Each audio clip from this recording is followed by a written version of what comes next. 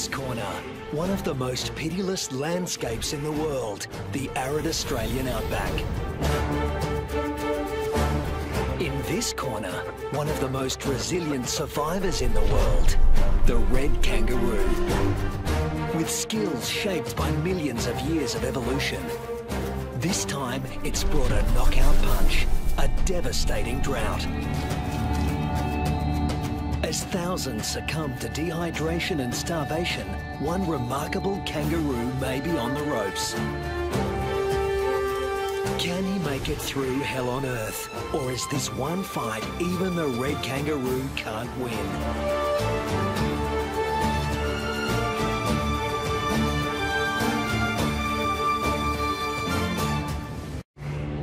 Australia, the oldest continent on the planet.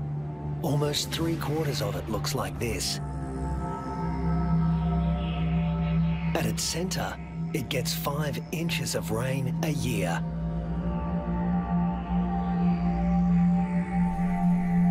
The mercury can hit 110 degrees Fahrenheit.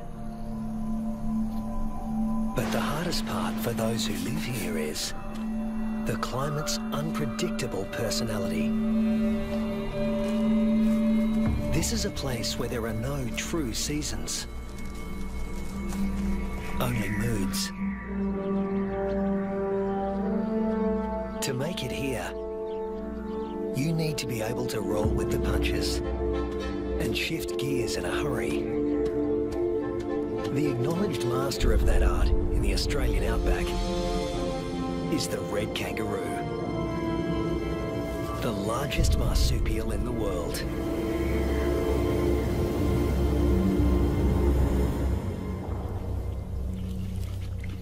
This female is pregnant. Red kangaroo females are almost always pregnant. They've evolved to adapt their reproductive systems to the unpredictable whims of the environment.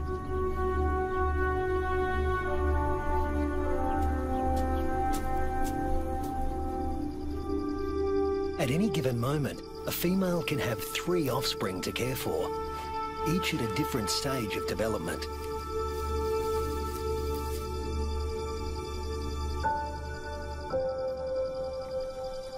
This is number 1, the peanut. After 33 days developing in the womb, the newborn emerges as a blind, hairless, pink creature, roughly the size of a peanut. We call him Rusty. There's virtually no sign of the powerful hind legs we all associate with the kangaroo. He uses his arms to make the grueling trek up the belly to his mother's nipple, guided solely by instinct and smell.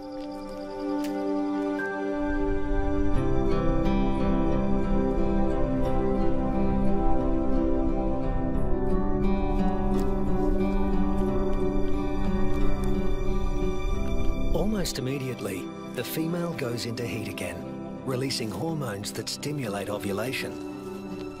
Once fertilized, the mother's endocrine system puts the development of this new embryo on hold. That's number 2. Its progress won't be kick-started again until the peanut reduces his suckling. Number 3 is the joey, who's spending some time suckling from outside the pouch and some out on his own in the big wide world.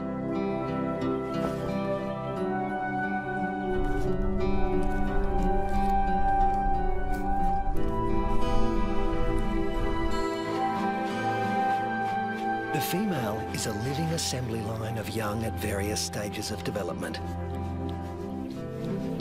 But when times are hard, the system has to be ruthless. She will cut off nutrition to the peanut in her pouch, and when it dies, she'll restart the embryo's development to take his place.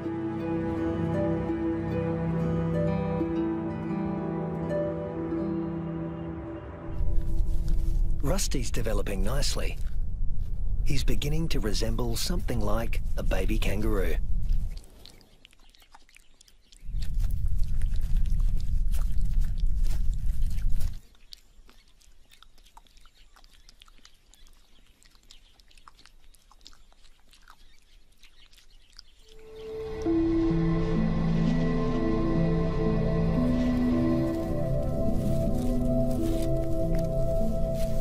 Now 3 months old, he can hear all the sounds of the world he'll soon be inhabiting.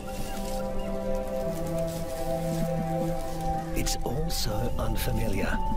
It's not surprising he'd prefer to stay in the pouch for just a while longer.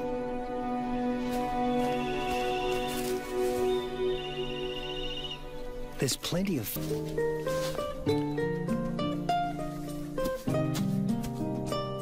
But Rusty's not the only one in the neighbourhood with a serious set of legs.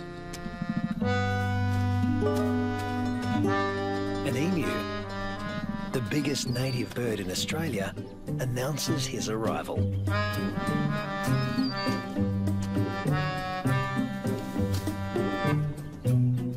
His skirt of feathers absorbs 80% of solar radiation, leaving the skin underneath cool. And this dad needs a cool head. In the emu world, dads take on all parental responsibility.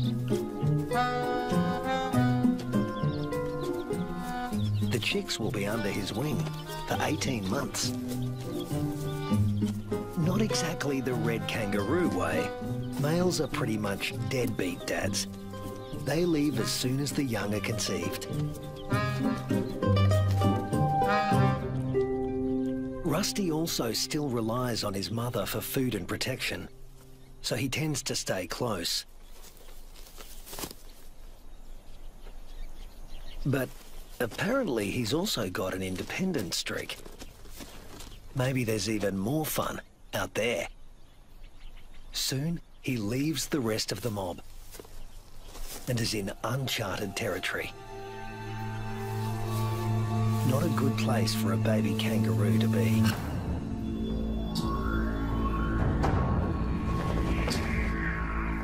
A wedge-tailed eagle, the largest bird of prey in Australia.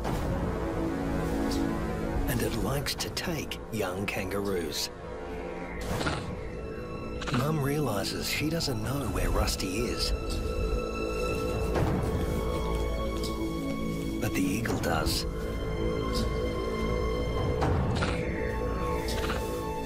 Rusty's big ears and instincts tell him something's not right, but he's too young and inexperienced to know what it is.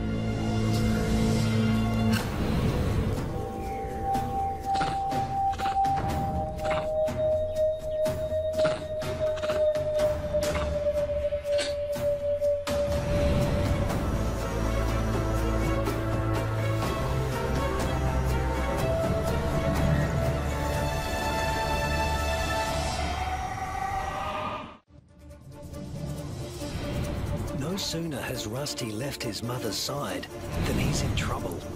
With the bone-crushing power of her talons, the eagle could seize Rusty and drag him to his death. But suddenly, there's a flurry of panicked activity nearby. A rabbit is running for its life.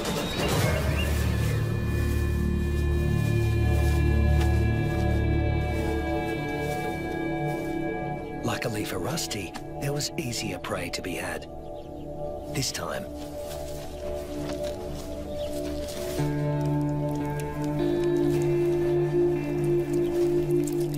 red kangaroos and wedge-tailed eagles share the same territory. And when the eagle has a chick to feed, the hunting never stops. More than 10% of the eagle's diet is kangaroo.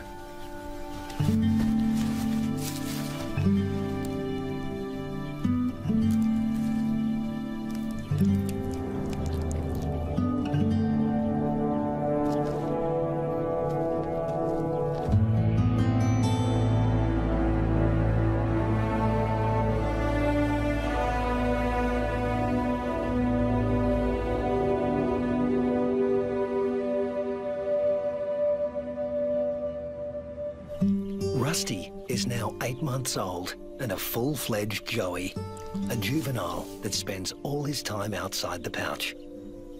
In a few months, he won't have Mum's milk to rely on anymore.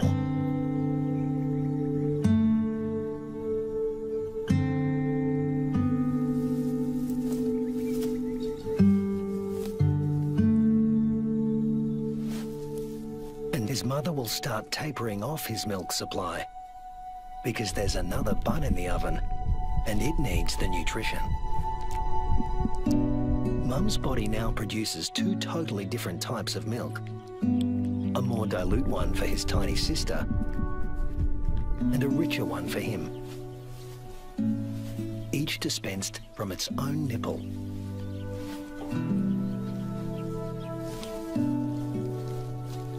But males like Rusty are about 10% larger at weaning than the average female and are heavy drinkers.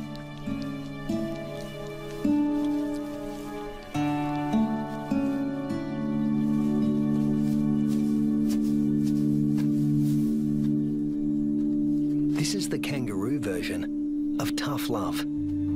Rusty's mother cuts him off completely. Her milk is needed elsewhere. And Rusty is off to explore his wider world.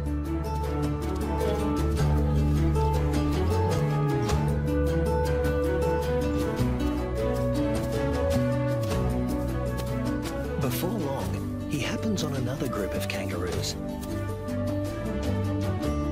These are grey kangaroos, smaller than reds and more suited to areas where the climate is relatively predictable. They don't conserve water as well as reds and prefer the shade of the wooded areas on the desert's edge. Rusty is apparently a new experience for them as well. It's like a get-together with distant relatives you've heard of but never met. Slightly awkward.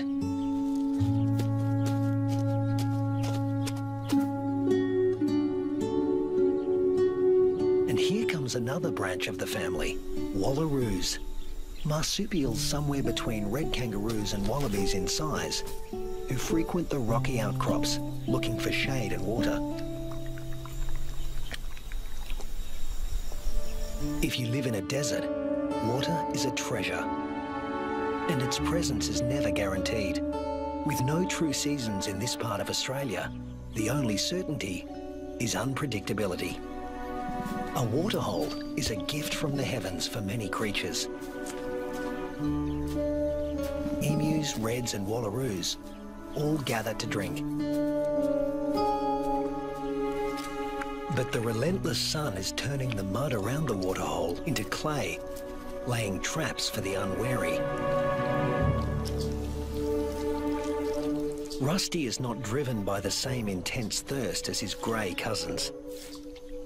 Reds have a kind of super kidney, which concentrates their urine, so they hold on to more water. While the greys have to drink more regularly. Their thirst sometimes drives them to unwise decisions.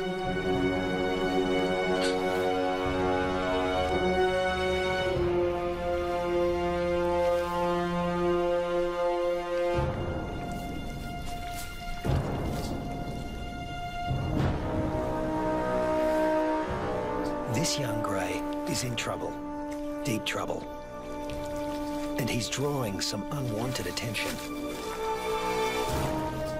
A dingo.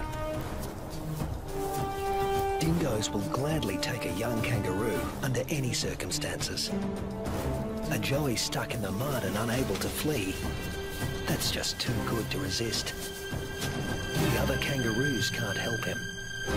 His fate is sealed. Even at the tender age of 18 months, Rusty has the good sense to get out of Dodge in a hurry. Now he's on the road again, in search of a good meal. He's still an adolescent, and burning through energy at a faster rate than an adult.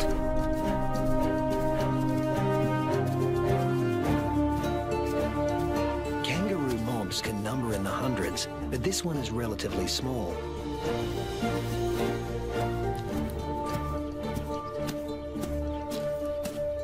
And Rusty's appearance on the scene has caught another male's attention.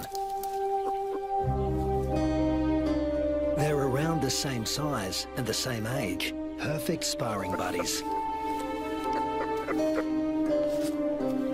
Game on. But this This isn't a life or death battle.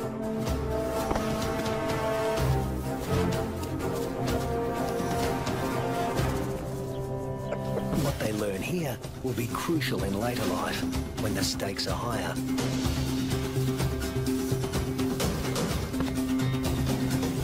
Long arms for wrestling win fights, and females want winners.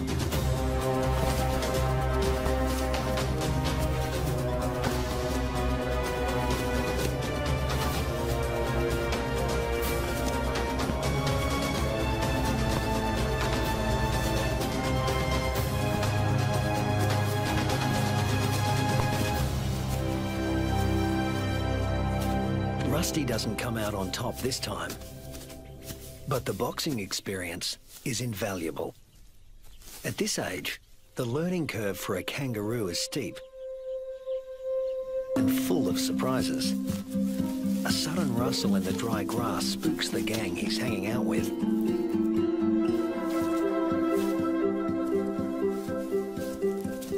But Rusty's the curious type. A shingle-backed lizard, heavily armoured and with a thick tail that looks a lot like its head.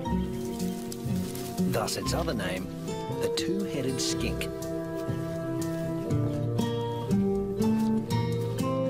Rusty wants to know what he's supposed to do with this.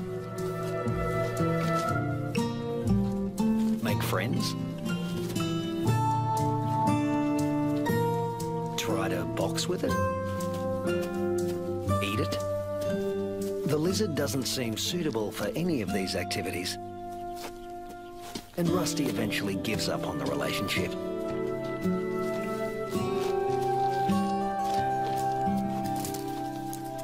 This part of the Central Australian outback has been hot and dry for weeks. The plants have been picked clean. When food sources dry up like this, red kangaroos are superbly adapted to survive. Still, even they can't live without water.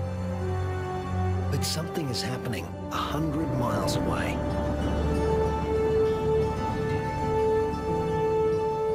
Where the sky has opened up and torrential rains are soaking the parched earth. These waters will end up in the Channel Country and be funneled inland hundreds of miles away from their origin. The channels are dry now, but because the region is low-lying, they won't be for long.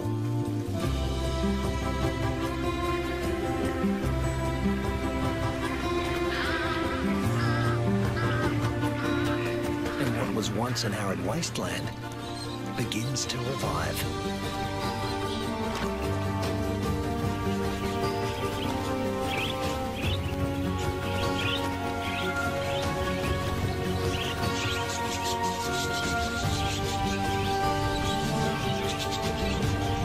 From the swirling flocks of budgerigars to the dingo mum and her pups, all are drawn to the life-giving waters.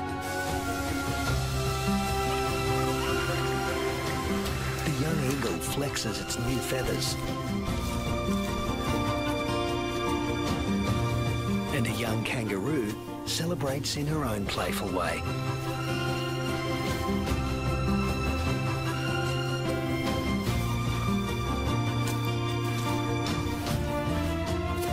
Emus are water guzzlers, and adults can drink up to 4 gallons a day. Like all emus, the chicks revel in a cooling bath.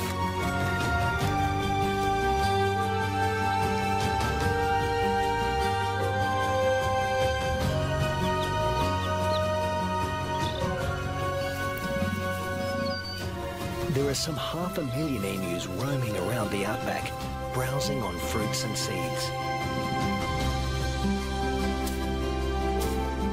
And what's good for the emus is also good for the rest of the ecosystem. As they move through the bush, they scatter the seeds of the flowers and fruit they've eaten along the way, which will sprout and become new plants.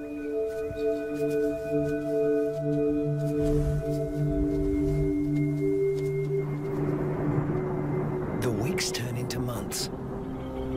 Rusty Red kangaroos are built to get where they want to go. Unfortunately, sometimes, especially when they're inexperienced, they get someplace they really don't want to be.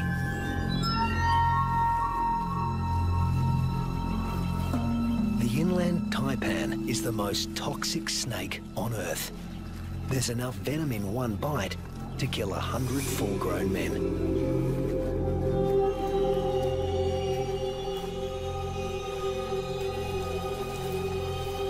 And it specialises in killing mammals. The Australian desert is the kingdom of the reptiles, but kangaroos know too well to leave all snakes alone.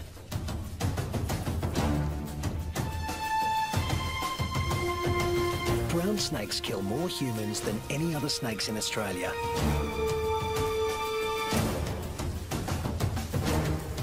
But it's not the biggest reptile in the neighbourhood. This is. The parenti, reaching 8 feet long, venomous and fast on its feet. A large parenti will eat a small kangaroo. But today, it's got its eye on an eastern brown snake.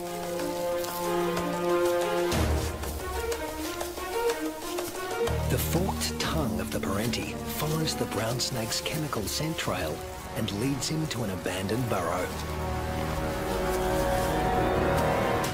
A burrow with only one entrance. With a parenti in the picture, a sanctuary can easily become a death trap.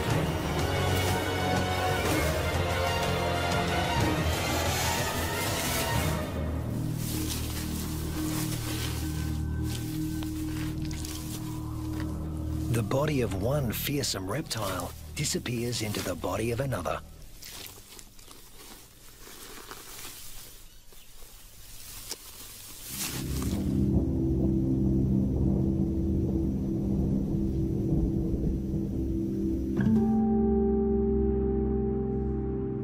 The months roll on, and Rusty has grown in both size and experience. He weighs 150 pounds now and has dozens of sparring matches under his belt. Today, he finds himself with a mob he's met before. The one with the tough male who intimidated him last time.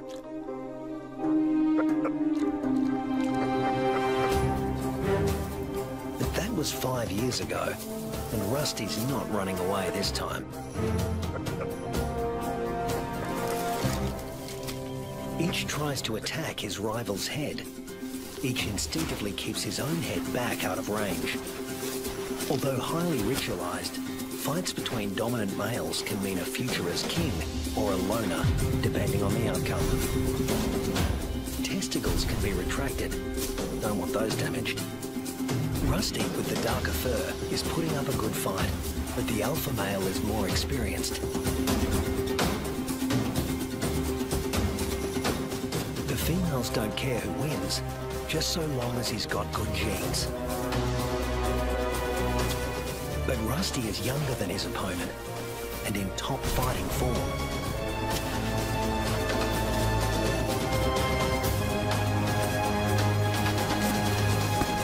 Finally, the king goes down. Now the mob is paying attention.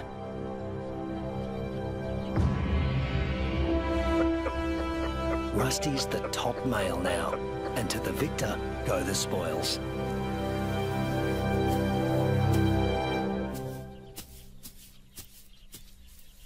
His first choice is this female, though he needs to give her urine the sniff test to make sure she's ovulating.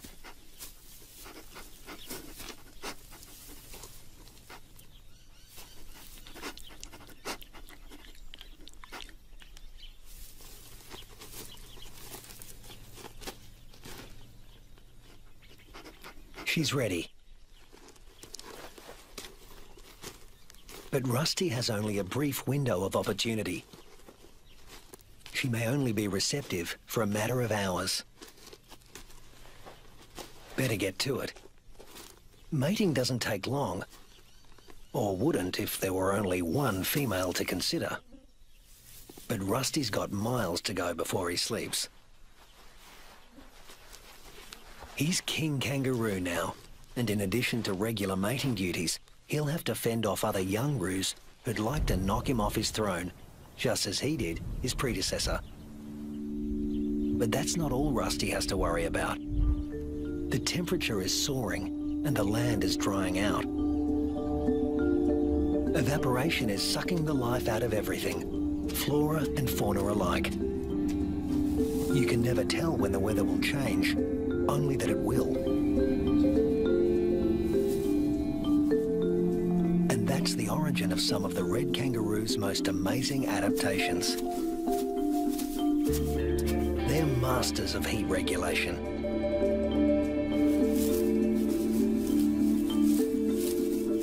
The fur on their backs reflects about 30% of incoming heat and keeps their skin cool, the blue parts of this thermal footage. Spreading saliva over their forearms cools the blood, which has been brought close to the skin surface via a dense cobweb of capillaries.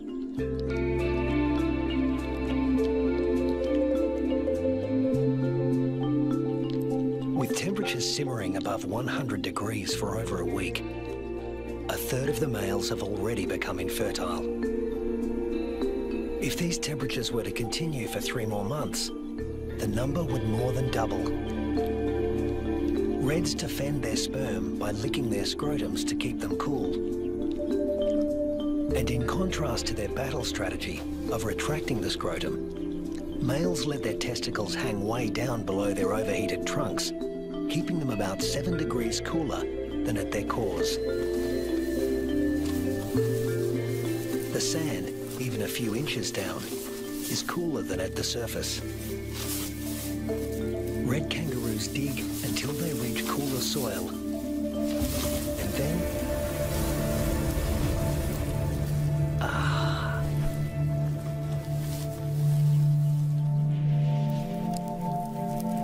it hasn't rained in months now. The dry, dead grass offers Rusty no nourishment. But then, unfortunately, these are dry electrical storms. No rain will come from them. But something else will. Something worse than hunger.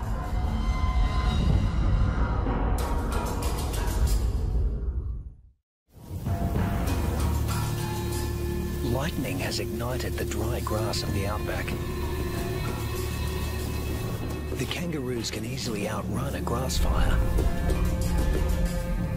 Almost 10% of arid Australia can burn like this in a single year.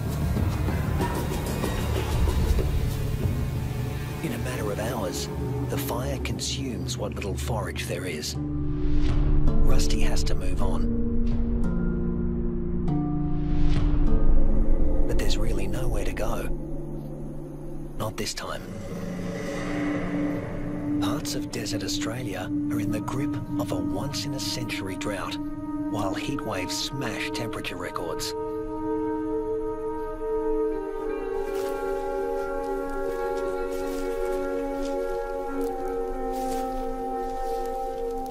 Nothing that lives here has ever experienced anything like it, Rusty included.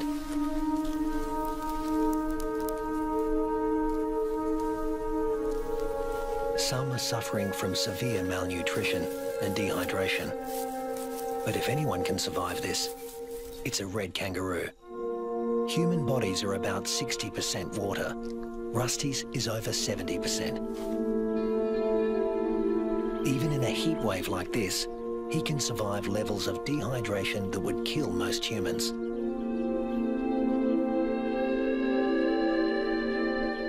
Reds only sweat when they're on the move. At rest, they pant, which uses less water than sweating. Raising their breathing rate to over 200 breaths a minute reduces their deep body temperature and cools their brains. And of course, they cover their limbs in cooling saliva. But there's a price to pay. Licking uses up precious water. If the drought continues much longer, this form of cooling will be too costly. The kangaroos stay under whatever shade they can find. When times get this tough, females switch off their milk supply. Maternal instinct is strong, self-preservation is stronger. Unweaned offspring outside the pouch are the first to die, and the young in the pouches are next. As it dies, the female reactivates her waiting embryo, but if the drought persists, it too will die, and she will stop reproducing altogether. Even Rusty, one of the strongest, is in trouble. In these conditions, the males are the first to succumb, especially the largest, who, like Rusty, need more food.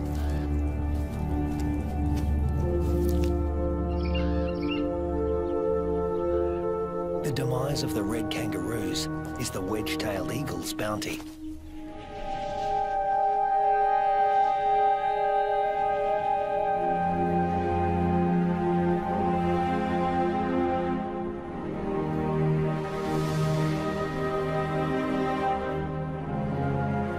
And it's not just the kangaroos that are suffering. The drought is taking its toll everywhere. Predators turn on each other to protect a tiny piece of rancid meat.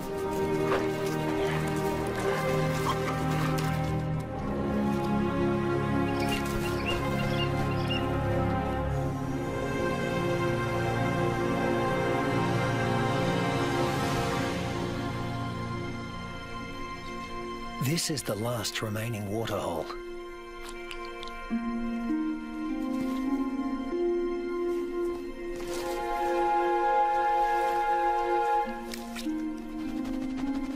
It's stagnant and salty. Ordinarily, the animals would never drink this water.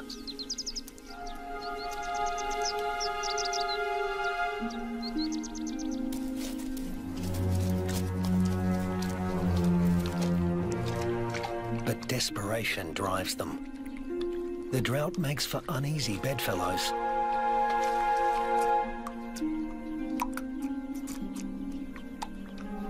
This is a sign of things to come.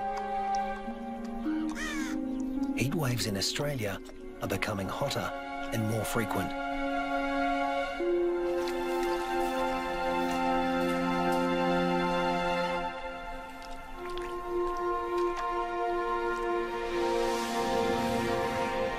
The intense dry heat continues and the casualties mount.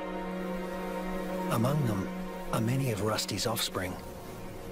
In some parts of these desolate lands, drought can kill 8 out of every 10 kangaroos.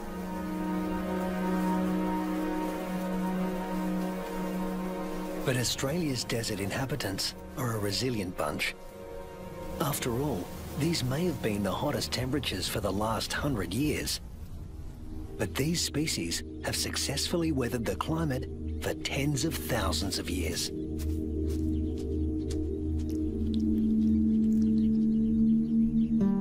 And Rusty is still here, conserving his energy and biding his time. A change is going to come. It always has.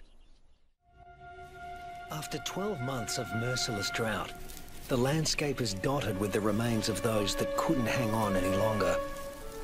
But in the Australian outback, all bad things come to an end. Eventually. Thunderclouds are gathering in the distance. Rusty seems to sense a change in the weather. Somewhere there is rain, and where there is water, there will also soon be food. He just has to get there.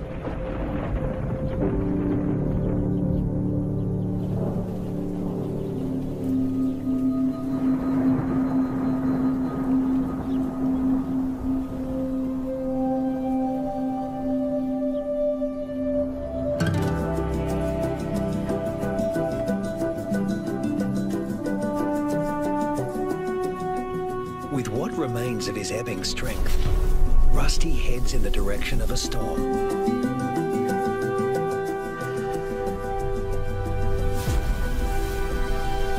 As do the other red kangaroos that have made it this far.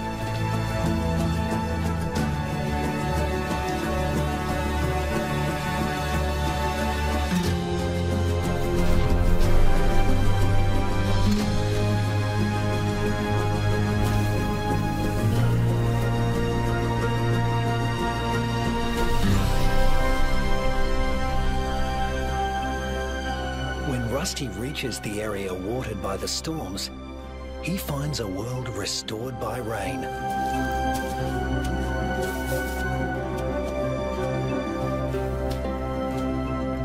Plenty to eat, plenty to drink. You can almost see the relief and joy in their hopping.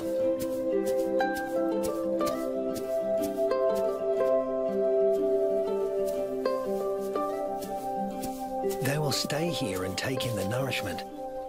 In only a few weeks, males and females will have their health restored, and soon they'll be ready to reproduce once again.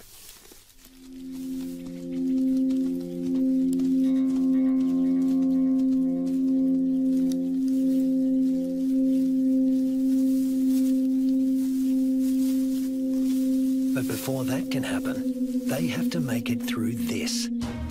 A pack of hungry dingoes.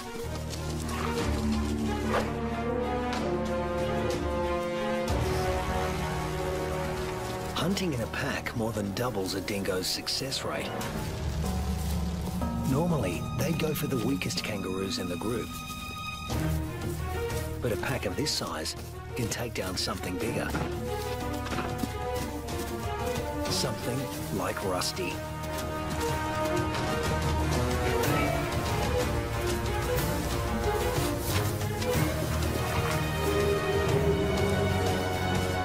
Luckily, his strength is completely restored, and he can travel at full tilt. Rusty doesn't accelerate by bounding faster, but by bounding further. He lengthens his leaps, at times covering 25 feet in a single bound. Once he gets past 10 miles an hour, Rusty rockets along with little extra effort, while the dingo's forelegs need to move ever faster. Now hitting 25 miles an hour, Rusty's only using about half of the energy the dogs are putting in. They have no chance of catching him.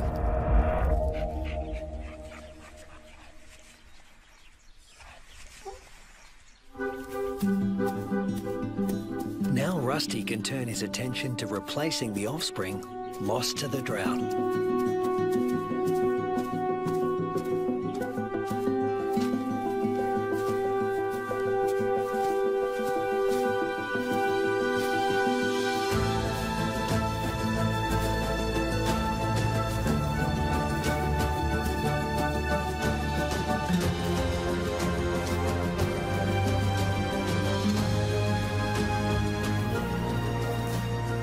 At 200 pounds, powerful, and in the prime of life, there's no question that he's the dominant male of this gang.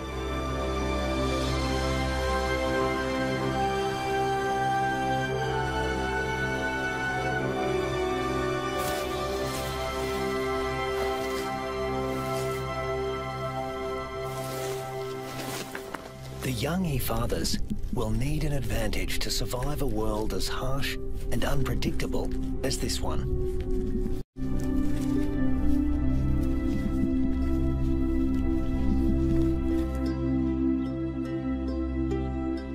What greater advantage could there be than to begin life as the progeny of the undisputed king of the red kangaroo mob?